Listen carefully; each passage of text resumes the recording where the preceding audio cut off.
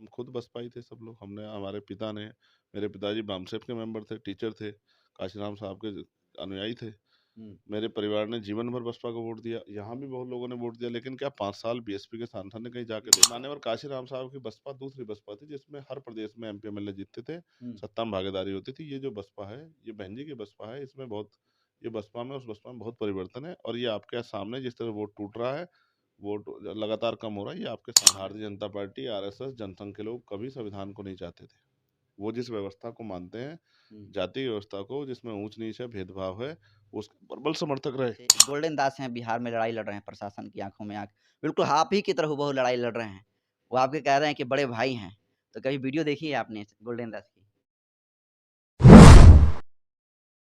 Sir, Baspa के जो नगीना क्षेत्र है, यहाँ के वर्तमान गिरीश चंद्र जी सांसद हैं, तो एक गढ़ है बीएसपी के रूप में देखा जाता है। तो क्या चुनौती है बासपा चंद्रशेखर आज़ाद के लिए? देखिए, गड़बड़ तो मैं हम खुद बसपाई थे सब लोग। हमने हमारे पिता ने मेरे पिताजी बामसेफ के मेंबर थे, टीचर थे, काशीराम साहब के अनुयायी थे। हुँ। मेरे परिवार ने जीवन भर बसपा को वोट दिया। यहाँ भी बहुत लोगों ने वोट दिया, लेकिन क्या 5 साल बीएसपी के सांसद ने कहीं जाके देखा? तो आप मेरी बात ना मान के आप फील्ड में जाके पूछना, हुँ। क्या जिस व्यक्ति को वोट देके सांसद बनाया, क्या 5 साल में कभी उसने पार्लियामेंट में इस क्षेत्र के लिए, इस क्षेत्र में रोजगार के साधन आए, उद्योग धंधे लगे, इस क्षेत्र में अच्छे हॉस्पिटल बने, अच्छे कॉलेज बने, अच्छे स्कूल बने, या बाढ़ की समस्या है, खो की समस्या है, तमाम तरह की परेशानियां हैं, हुँ। क्या कभी यहाँ के सांसद ने आवाज उठाई? यहाँ सड़कों की, बिजली की, पानी की तमाम तरह की समस्या है, आवास की समस्या है, कितनी बार आवाज उठाई? यहाँ की जनता से पूछोगे कि क्या कभी सांसद को देखा, तो वो शायद जो है आपको जो जवाब देंगी वो आप अपने कैमरे पे दिखाना। मैं किसी के बारे में कुछ नहीं कहना चाहता। हुँ। देखो, चुनौती तो एक वोट भी चुनौती है, लेकिन चुनौती से पार पाने के लिए हम संघर्ष कर रहे हैं। हुँ। हम ज़्यादातर बहुजन समाज के लोगों को जोड़ के भाईचारा पैदा करके इस लड़ाई को आगे बढ़ा रहे हैं। और लोग ये समझते हैं कि चंद्रशेखर आज़ाद खड़े होंगे तो उनको हुँ। सीबीआई, ईडी, इनकम टैक्स से या झूठे मुकदमे, जेल से नहीं डराया जा सकता। वो एक मजबूत आवाज़ है, उस आवाज़ का फ़ायदा भी अब वंचित वर्ग के लोगों को मिलना चाहिए। चंद्रशेखर आज़ाद और उनकी पार्टी आज़ाद समाज पार्टी को बसपा के विकल्प के रूप में देखा जा रहा है। कैसा लगता है? भाजपा के विकल्प के रूप में क्यों नहीं देखते आप? आप क्यों बसपा के विकल्प के रूप में देखते हैं? हमारे पत्रकार साथी हुँ। जब इस तरह की बात कहते हैं तो ऐसा लगता है जैसे हम उनसे झगड़ रहे हों। उनसे हमारी कोई लड़ाई नहीं है। हम सत्ता छीनना चाहते हैं भाजपा से, तो हम हुँ। उनका विकल्प क्या बनेंगे? वो तो बेचारे हैं ही नहीं गए सत्ता में, उन पे तो 1 सीट है। वो भी सीट सारे पत्रकार कहते हैं कि वो जो व्यक्ति वहाँ जीता उनकी अपनी सीट है। खुद के दम पर है। तो मैं फिर आपसे ये कह रहा हूँ हुँ। कि मान्यवर काशीराम साहब की बसपा दूसरी बसपा थी, जिसमें हर प्रदेश में एमपी एमएलए जीतते थे, हुँ। सत्ता में भागीदारी होती थी। ये जो बसपा है, ये बहन जी की बसपा है, इसमें बहुत ये बसपा में उस बसपा में बहुत परिवर्तन है। और ये आपके सामने जिस तरह वोट टूट रहा है, वोट लगातार कम हो रहा है, ये आपके सामने है।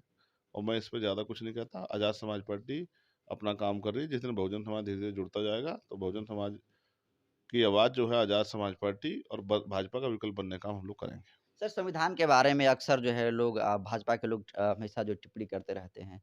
कभी संविधान को बदलने की बात करते हैं। अभी हाल ही में बयान आया है, अनंत हेगड़े साहब हैं, सांसद हैं। उनका कहना है कि 400 सीटें चाहिए ताकि संविधान बदल सकें। तो क्या चंद्रशेखर आज़ाद का स्पष्ट स्टैंड रहेगा? अब वो जिनको आप साहब कह रहे हैं, क्या हुँ। उन्होंने ये बात कही? क्या उन पे किसी ने मुकदमा दर्ज किया? भारतीय संविधान जिससे देश चलता है, हुँ। यहाँ सबकी आस्थाओं का वो है, तो क्या किसी ने उन पे मुकदमा दर्ज किया या उन पे किसी ने सवाल किया, या प्रधानमंत्री ने जिनके वो पार्टीज़ हैं, क्या उन्होंने कोई जवाब दिया? तो मैं आपको ये बताना चाहता हूँ कि भारतीय जनता पार्टी, आरएसएस, जनसंघ के लोग कभी संविधान को नहीं चाहते थे। वो जिस व्यवस्था को मानते हैं, हुँ। जातीय व्यवस्था को, जिसमें ऊँच-नीच है, भेदभाव है, उसके प्रबल समर्थक रहे। वो नहीं चाहते हुँ। कि देश में समानता है, इसलिए उन्होंने संविधान का विरोध किया। बाबा साहब के जीते जी शव यात्रा निकाली, हुँ। और भाजपा आरएसएस के लोगों ने बाबा साहब अम्बेडकर को एक जाति का नेता तक सीमित बना के रख दिया। आज भाजपा के लोग भी बाबा साहब की फोटो लगाते हैं, क्या उनके विचारों पे चलते हैं? तो वो संविधान को खत्म करने का एजेंडा उनके उनके मूल एजेंडे में है। हुँ। एक उनका मैनिफेस्टो है जो आपने देखा, जिसमें 370, 3 तलाक, राम मंदिर, तमाम चीजें थी। जी। एक उनका हिडन हिडन एजेंडा है आरएसएस के लोगों का, उसमें संविधान को खत्म करने का एजेंडा है। वो कभी-कभी अपनी बात को अपने दिल में नहीं रख पाते, कह देते हैं उत्साह में। हुँ। और हमारे लोगों को इस बात सावधान होना चाहिए। लेकिन इस देश में संविधान को बचा कौन रहा है? आपको ये भी सोचना चाहिए। भीम आर्मी, आज़ाद समाज पार्टी के अलावा कौन वो दल है जो संविधान की रक्षा के लिए लड़ रहा है? सब लोग तो अपनी सत्ता बनाने के लिए लड़ रहे हैं, सब लोग तो हुँ। ताकत में रहने के लिए लड़ रहे हैं। और हुँ। जनता जिनको ताकत देती है, वो ताकत को सँभाल भी नहीं पाते। कई सारे दल हैं जिनके मेंबर जो हैं, अभी हुँ। आपने देखा वो राज्यसभा में भाजपा को वोट दिया है। हुँ। सेक्युलर पार्टियों के लोग तो, अब आप समझो, विचारधारा लोगों के पास नहीं है। विचारधारा के आधार पे आप भाजपा का मुकाबला कर सकते हैं आरएसएस का, और कोई इसका तरीका नहीं है। तो क्या सर हम चंद्रशे विचारधारा के आधार पे भाजपा के का मुकाबला कर रहे हैं, और मैं फिर कह रहा हूँ, जिसको जो बोलना है बोल दें दो, हुँ। ठीक है? तो संविधान की तरफ आँच उठेगी, तब हम इसका जवाब बोल के नहीं, करके दिखाएँगे। सर बसपा लगातार टूट रही है, अभी आरएस परवीन जो है इस्तीफ़ा दे दिया और बीआरएस के साथ चले गए हैं। सर क्या कहेंगे इस मेरी जानकारी में पे? नहीं। अगर चले गए हों, तो वो उनको उनको जवाब देना चाहिए। हुँ। और वही जब मैं वहाँ गया था, तो उन्होंने बहुत बड़ा जो है लेख लिखा था कि आपको संविधान विरोधी करके ट्विटर पर ट्रेंड कराया गया था। अब देखो ऐसा है, जिसको रोका नहीं जा सकता, उसकी सफलता को उसके ऊपर आरोप लगाया जाता है। आज क्या हुआ? वही तो आज मतलब वो बहुत अच्छे हो गए हैं क्या? हुँ, और उन्होंने ये भी आरोप लगाया है कि हुँ, ऊपर भाजपा के आदेश पे बसपा ने गठबंधन तोड़ा। तो हुँ, ये जवाब बसपा को और आरएस परवीन को देना है, मुझे नहीं देना। मैं तो बहुत दिन पहले से कहता आ रहा हूँ हुँ, कि जितना जल्दी बहुजन समाज, आज़ाद समाज पार्टी जुड़ जाएगा, उतना ही उनकी सुरक्षा, उनके अधिकारों का संरक्षण और उनकी राजनीतिक ताकत बन जाएगी। तो हुँ, मैं तो बहुत दिनों से कह रहा हूँ, अब तो चीज़ें धीरे-धीरे सामने आ रही है। हुँ, तो जो मैं कहता आया, वो उसको आरएस परवीन कह रहे हैं।